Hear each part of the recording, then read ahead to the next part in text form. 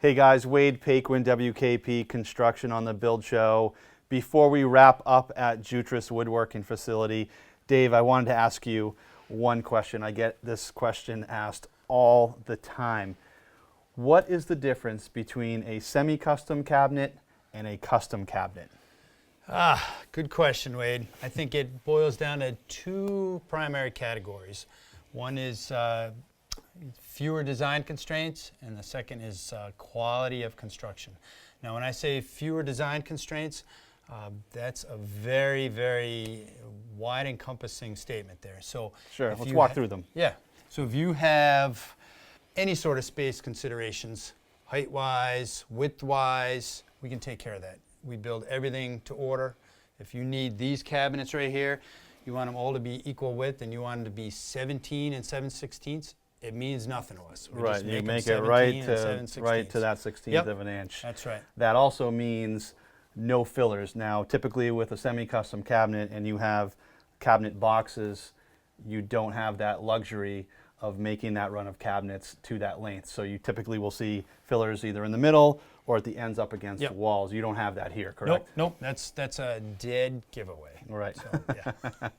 And same thing with the cabinet height. Right. You can make the upper cabinets basically any width and height that you so desire. Yep. You just tell us, we'll make them. So if you want a bigger crown, smaller crown, you want more of that fascia showing, less of that fascia showing. You know, it's really you can take advantage of anything you have. If you have an odd placed window, if you have kind of some flow considerations, we can take care of. Fully customizable. Yep. Again, with upper cabinets with a semi on a door upper cabinet like this box here might be two boxes with a semi-custom cabinet, and this here is an overlay door.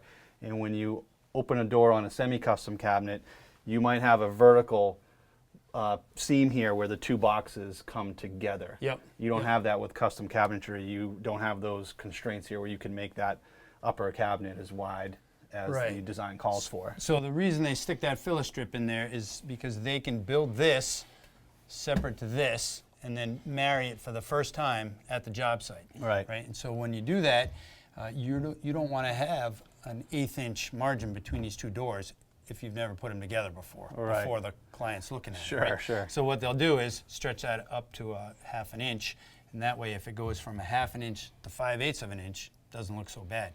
If you start with an 1/8 inch gap in there and it goes from a 1/16 to 3/16, it looks wrong. It looks wrong, right? And so another advantage of custom cabinets, Yep. Same thing, no fillers, no seams vertically with the cabinet boxes.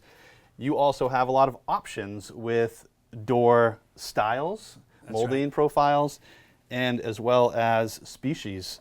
Walnut burl, ash, run the gamut here with species, but I see you've got a lot of door samples here with different molding profiles. Yeah, so these are all, we're all very familiar with the shaker style, right? Sure. Anybody can. So this is technically a square, no sticking molding, meaning there's nothing around the perimeter of the recessed part of the door panel.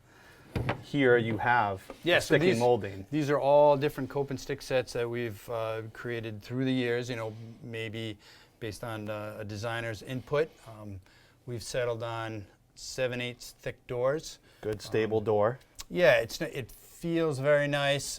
It feels much better than a 3/4 inch door. It also allows us to use European hinges, which are very, very popular. Sure. But it allows you to use a hinge that opens up past 90 degrees. Sure. If you get a little wider than that, you use an inch door, then you start running into some problems with limiting to 90 degrees. Now with the custom cabinetry too, you have solid cabinet box construction on the uppers and the base cabinets, as well as your drawers with dovetail joints and so forth. Yep, we'll do solid maple dovetail drawers. We'll put in some customizable inserts. Here is a wine bottle holder. Yep, we put a wine holder. This is for actual silverware. The silver cloth. We can do. You want to take it to the next level there. You could put in maple. This is walnut. Yeah, rather. that's a walnut insert. This is that white oak that's so popular these days. You can do entire interiors with that. It Very looks- cool. looks And very I nice. noticed on this drawer here, you had a unique insert as well that when you open it, looks like for Yeah, silverware. flatware, Yep. you can slide this back and have another layer of storage there. Yep. So that's very cool. One thing that caught my eye is these door panels. It looks like this is some sort of veneer Right, here. Yep. So this is a very good example of a blueprint matched veneer set right here. Then what they'll do is they'll take an entire log, right? This comes from the crotch of a walnut tree. They take an entire log, slice it up into really thin sheets, keep those sheets in order, right? So we can develop these nice little patterns there. And so we'll take this as sheet number 1. They flip it over. That becomes sheet number 2. You can see the yep. knot. That's the flip there. Yep. You flip that over, becomes sheet number 3. Next one, sheet number 4. So this one's very obvious, right? That we've developed this nice, pleasing kind of pattern. If we're doing, say, a plain sawn cherry kitchen, we would still grain match, make sure everything runs top to bottom.